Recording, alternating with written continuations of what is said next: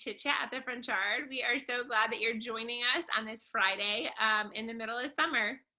We blogged this week about availability, kind of because it's just become something that was on both of our hearts. Daly, you had kind of talked about this with me, this idea of being available and how to be more available and the blessing that comes from being available. And so it was like, yeah, let's talk about that. Yeah, it was like through a weird series of events because we thought summer was going to be a little bit less hectic, a little bit less crazy. And so, we thought we had like some sort of semblance of a plan, and then realizing that God had a little bit something else, and that's what he does, is he just kind of does what he does. And then but I realized like the standing back and making myself available to whatever it was that God was doing, there was some sort of beautiful something in that, and that I was so blessed by that. Mm-hmm. And how I think that's such a key thing, and we don't often talk about that as a trait that I think that should be cultivated, I guess, or celebrated, or maybe grasping, because it helps us to be prepared for when those moments happen, when what God's asking us to do is just to be available. And yes, and I've personally been blessed by your availability. When we lived across the street from each other as neighbors, and the day that my father-in-law got into a horrific motorcycle accident, I walked all of my children. At the time, we had 4 kids. I'm trying to think, was Maddie with them? But we walked our kids over. That she had. So. Yeah, she was with you though. She did not stay with me. Okay, so I walked all of my kids. She was napping. I remember now. Sorry. We got the phone call that he was in this car accident, and I didn't know what to do, but I needed to attend to my husband in his emotional state. And I walked my kids to your house and said, can they just be here? I don't even know how long. I just need them to be somewhere. And you opened your home to them. And then not only that, but while we went through the next couple of weeks, while he flew to Michigan, when I flew to Michigan, you filled our home with breakfast food, with dinner food, you dropped off groceries. And I think you're right. I think our culture, there's so much focus on individualism. There's so much focus on competitive edge. There's so much focus on even being a good neighbor from a cultural standpoint currently is not sacrificial. It's not what we're taught. And truly to be available to somebody takes canceling plans, using your resources, and it feeling uncomfortable. I agree with that. I had this conversation with my brother actually yesterday, because he was telling me about an exchange between him and his neighbors, and he moved into a very old neighborhood. Older people are his neighbors, and he's young. He's younger than me, and it was so interesting to hear how, his neighbor weeded the area around his mailbox and put some stones around it. And so then, Jeremy's family had made a pie and was taking it over there to him. And I'm thinking, okay, here's like a 70-year-old man and a 30-year-old man. And it's just so weird, but how there's so much of that simplistic, organic community and support that we all need. And I think that we miss, but we don't even know how to put our finger on that, and to say, I just miss the fact that there's somebody here. Right. There's somebody here I could reach out to. And I love that. Like, I loved all the intricacies of it. So I really enjoyed writing about availability. And I think it's something that's very near and dear to my heart in general. And I don't know, still exploring that, just thinking about what is it and how to do that better. Because I feel like you said, it requires the things that we thought that were going to happen are no longer going to happen. And how do we do that with a very in tune heart? Like, it's not just about the doing it. It's about saying, I accept that this was your plans for me today, God, and that these were better than all the other plans. Yeah.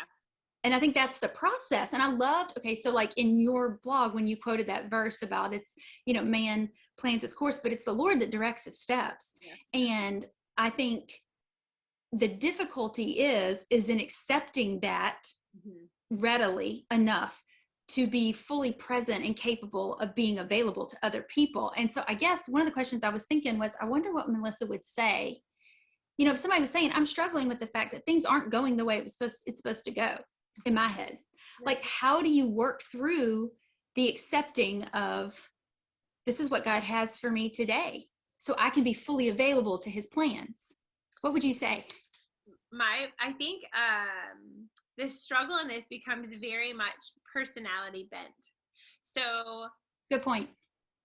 My personality is rigid. My personality, as far as structure and schedule. That's true. You do, yeah. That's what makes you good at what you do, though. You're a really good mom that way. Like, I like things get stuff done. But I've had to. The flexibility piece has never come easy to me, even as a child. If we were doing something as a family and the plans changed because my parents were being available, I did not like that. It was not okay for me. And I have one child that's the same. But you said, but this is what we do, but this is how it is. And the idea that we have to be flexible for God to work in us and for God to use us. If we're not flexible, then we miss out on his goodness for us. Personality wise, I can say that, but it's hard. It is a slow work. And I have to remind myself of the times that I was flexible, because sometimes flexibility is really fun. And sometimes the sacrifice is fun the whole time, right? Like you're like the whole time you're like, so for example, one of my greatest moments of being available that I fully enjoyed was our next door neighbors in Charlotte, who you knew very well. He was in ministry. He stepped out of ministry and they had to sell their home, and him and his wife and their 3 teenage boys and their 3 little dogs moved into our home for 6 months. It was bizarre. And people were like, that's crazy. It was so fun. It was so fun. Melanie and I made meals together. It was the craziest thing that I was like, who does this? Like, this is not normal, but it was so enjoyable. And I knew it was a season. So I just like held tight to that season. Their kids were older and they doted on my little babies. And it was just this beautiful thing. But sometimes flexibility is hearing a baby screaming all night, right? Like as a foster family, okay, I'm going to be flexible. We're going to take these kids only for one night, and they're up and you're not sleeping. And so I think sometimes being available does fuel this incredible opportunity and this blessing. And there are times that being available is heartbreaking and hard, and it's growth in us that we don't see or feel right now. But yeah, I think it's a choice, just like choosing to love somebody that's difficult. You have to make a choice to be available, because our culture's schedule and time constraints and the way we align our days is the way I align my day. Is even today, it's start to finish. I've got this much time to record with Daly before I have to go pick up my girls from an event. Like, we don't have availability built in. And so how do I lean into that and trust God to work that out in me? And I think some of it is that knee-jerk reaction. Like, our knee-jerk reaction is anytime we're thrown for a loop, or anytime that there's a surprise or a shock to the way things are supposed to be, the way things we thought they were going to be. And that goes with anything. If we thought we were going to take a right turn, but the driver takes a left, I mean, that throws us off. Like it's the fallacy of being a human, like, period. Yeah. It's everything is. So, but it's how do we take that like knee-jerk reaction and say, okay, how now am I going to choose to respond? That's a reaction, but how now do I respond to it now that it's not working out the way that it's supposed to be? And that, I think, is what engages the heart in that.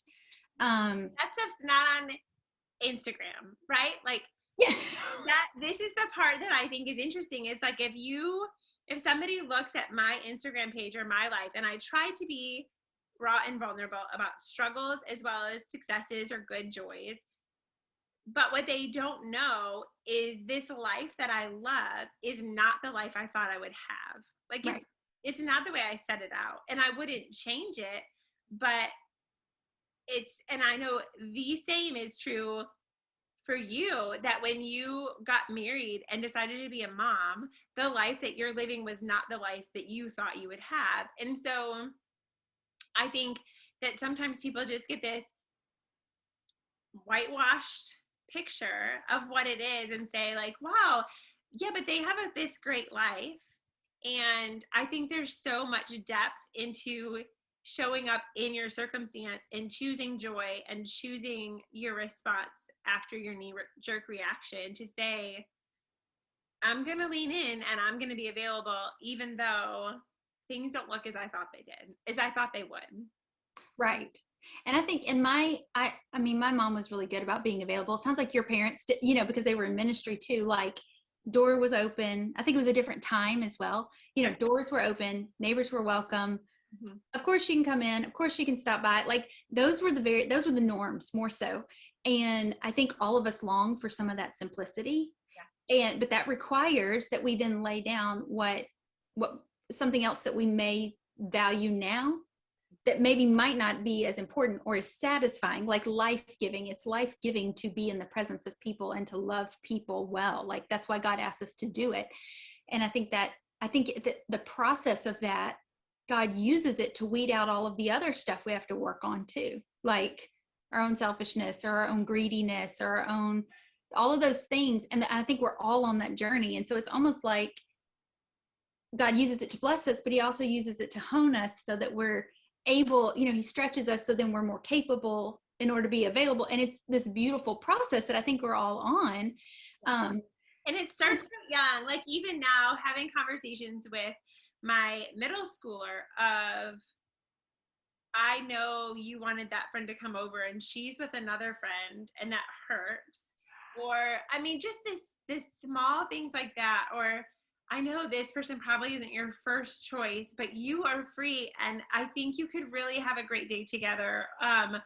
Just, I mean, little things like that, that help refocus of the rigidity, that's a word, being rigid. On even at 12, you have an agenda for your day of what you think it's going to look like. And when things go topsy-turvy, which they always do, even, you know, the best laid plans are, you know, laughable to God. Yeah. Like, how do we still bring glory to God? And how do we still stay true to our heart and what we desire when the curveballs come? Right. And I think it's wise to see that bigger picture, you know, engaging with the disappointments. And maybe that's really what it is. It's engaging with disappointments, which human beings don't often like to do. And we tend to stay away from disappointment. That's a difficult emotion to feel. And so we just instantly go, I'm not going to feel that. It's not happening today. I don't have to acknowledge it. I don't have to. So we just instantly do that. I do think that it does require that we feel that sting and come to God with that. I'm disappointed. Why am I disappointed? How do I respond with acceptance instead of feeling as if this is a personal something against me, like this disappointment? How do I not shield from the disappointment, but accept that and then move into the acceptance? And I think that's a process that we don't explore as often. We talk a lot about the doing part, but we don't necessarily talk about the how our hearts are changed and morph in the process. And I think that's really where the blessing is in it, is these times when we engage and step into these painful moments that are difficult at times, that's really where we are fully able to be, like, it's the process by which God changes us. And I think it's fascinating how God does that. And I think it's hard at the same time. Well, and we talked about being the person who is available. But I think if we flip it and think on the other side, everybody has experienced somebody who is incredibly available. But we've also experienced the person who is not available. And it's very, is very aware of it. Not, you feel very aware that they are not available to you, or you. I listened to a Jamie Ivey podcast, and it quoted somebody else. It wasn't Jamie Ivey that said it, but there were 4 things. I'm not going to be able to remember all of them, but one of the things, like 4 things to live by. One of them is don't make up stories in your head. Huge. The second one was ask for what you want. Mm-hmm. And the third one was, I can't remember the fourth, but the third one was, and when they give you their answer, don't tie their yes or no to your worth. And I thought that's so true. The hard thing is when you do go to ask somebody for what you want, if you need somebody to be available to you, I've experienced this in the Pacific Northwest. Like, this has been hard for me, is feeling a need for relationship and expressing that, and having somebody not be like awarely not available, and then not tying my worth to them saying I'm not available is hard. And so to flip that on, I don't desire other people to feel that from me. So how do I engage with that to make sure people feel my availability if they express a need for me? Right. Or at the same time, don't feel as if they don't need you, like if you make it a practice of availability and they choose not to come to you, not taking that as an offense either, that's not personal. And I think that, like you said before, a lot of this goes back to personality, goes a lot back to like what you're exposed to and what you know. I think when we are around people who are in the practice of making themselves available and who choose to make that a part of who they are as far as a lifestyle. I mean, I think we all create cultures within our home and within our own lives. And so when we make that a conscious choice, that this is the way I'm going to conduct myself as a practice, right.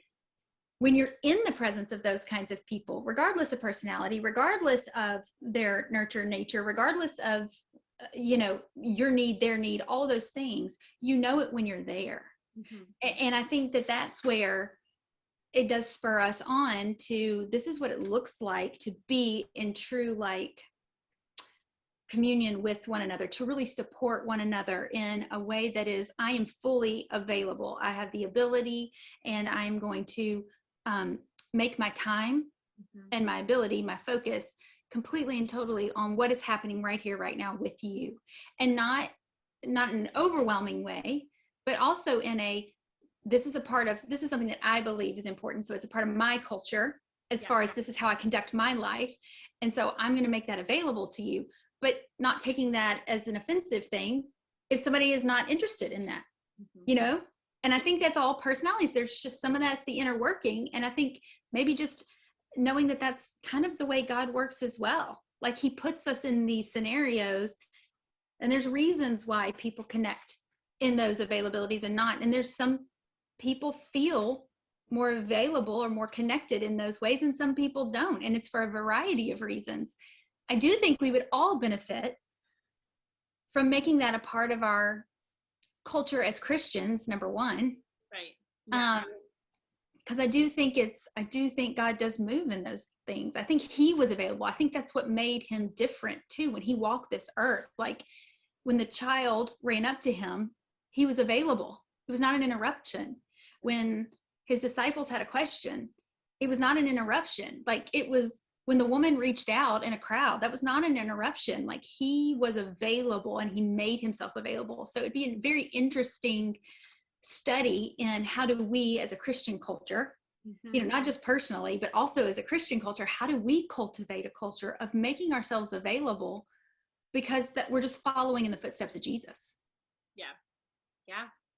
Well, we really invite you to think about ways that you've been available to other people. Think about ways when you've needed somebody to be available to you, and who's stepped up to the plate to be available to you, and how to make that a practice, because it's life-changing and hard. It's not something that's a once checked. It's part of a sanctification process for sure.